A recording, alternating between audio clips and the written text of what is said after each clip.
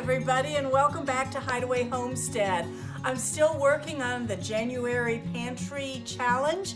I'm trying to limit us to using things from our pantry with only a small portion of things that are coming from the store fresh.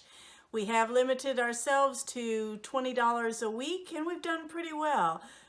Buying things like fresh milk, bananas, every once in a while some fresh fruits or vegetables, but those aren't necessities, and so I'm feeling pretty good about this. I think we were doing well with our supplies. But something that I would like to cook for you today, just a short little video, is using pantry items to make cake. I grew up calling this snackin' cake. I think at one time Betty Crocker or one of the other cake mix people had a cake mix for snackin' cake, and we grew to love that when I was growing up. But then I don't think they put that out anymore. This recipe only uses things that you would have on hand in your pantry. So watch me as I use these things that I just pulled off the shelf a couple of minutes ago. So let's go. This is going to be a chocolate snackin' cake. Okay, the recipe calls for 1 2/3 cups of all-purpose flour, 1 cup of packed brown sugar. You know, you always pack your brown sugar together. I'm going to go ahead and mix this so that we don't have too big of a lumps coming in later. The other thing is dry cocoa. Let me look at the recipe. I think this is 1/4 cup of regular cocoa powder. This is not hot cocoa mix. This is the cocoa like this. This is the store brand from Aldi. You've probably seen Hershey's cocoa more often, or Nestle's. Nestle's makes a good cocoa. It's interesting that they're slightly different. My sister really likes the Nestle's cocoa better for her special fudge recipe. Okay, then we've got some baking soda, and I'll look up that quantity in a minute. And I think that was 1 teaspoon, and this is 1/2 teaspoon of salt. We're using pink Himalayan because that's what is here. There are no eggs required for this recipe, no butter. Instead of butter, we are putting in a 1/2 cup, no, yes, 1/3 cup of cooking oil, which we almost always have on hand at our house, and 1 cup of water, and hopefully we have that on hand at our house. It's going to make a pretty liquidy kind of a mixture here. The other varieties or variations of this recipe I like a lot also. There's one variation that does not put the cocoa in, but instead it uses chocolate chips. Oh, I think that's our favorite. Sometimes we even add walnuts to that because I think that goes well together.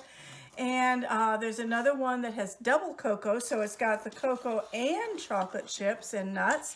Very rich on that one. Okay, this calls for 1 teaspoon of vanilla. In all honesty, I could not find vanilla today. It's going to show up later on, but what I substituted is a very thick instant coffee. I have a friend named Kendra, hello to Kendra, who makes brownies with coffee, strong black coffee instead of the water. So I thought this is going to make a good flavor for our chocolate cake mix. We'll see how it turns out. When I make the brownies using that instead of vanilla, it doesn't make them taste coffee-like, it just makes them taste good. So maybe a depth of richness. I'm pouring this into an 8-inch square pan that has been sprayed with cooking oil. You could add nuts to this. I think that would make it very good if you happen to have nuts in your pantry.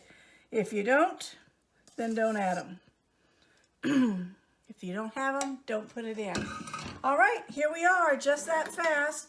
It doesn't require eggs to make it rise because the vinegar and the baking soda are the rising agent in this. I'm going to bake this at 350 for 35 to 40 minutes, and I'll show you what it looks like when it comes out. It is so good and so moist. I really hope that you are going to try this yourself. Okay, we're back. It's been, probably about 40-45 minutes. Part of that time was the cooking time. I have a confession to make, and then I want to give you feedback on what we made. But first, if you have not subscribed to our channel, this is your chance to do it. Do it now before you forget. You get all so excited about the ooey gooiness of this chocolate cake that you forget. So do it now, okay? You can do it while you're still watching, and subscribe to our channel. Also, go back and watch the other Pantry Challenge videos and get the whole scoop for the month and why we did this and how we're doing it. Okay, now for the confession. When I was listing off the ingredients that I was putting in before, I didn't see the container with the vinegar in it. And so I had to quickly gather up all of this out of the pan in the oven, mix in the vinegar, and then put it back in the oven. I caught it in plenty of good time, and I must say Kevin must have sprayed that pan quite well because it just slid right out of the pan. But now we've got it ready to go. So take a look at this yummy looking chocolate cake. No eggs, no butter, but it is just wonderful. With the vinegar, it actually did rise. Amazing how if you put all the ingredients in, it works. I'll try to scoop this out without making too big of a mess. It's coming right out of the pan again, Kevin, just like you said. Look at that. Look at that good texture in there. Oh, and it smells very good. Put my fork in it just to let you know that it's edible. I should give a big bite to the cameraman, but maybe not this time. Something that we really like with this, if you're not talking about just shelf-stable ingredients, it's really good with some nice ice cream. I like vanilla ice cream, a big glass of cold milk, or maybe you're into the coffee thing late at night for your snack. Either way, this is a really good recipe to keep on hand. I encourage you, look down in the comments. I will either put the recipe there or print it as a part of this video. And thanks for joining us today on Hideaway Homestead for the end of the month, really, for our Pantry Challenge. I hope you've enjoyed this and that you have followed along and participated in your Pantry Challenge this month, too. It's a good thing to have stuff on hand. Until next time, thank you for joining us today on Hideaway Homestead.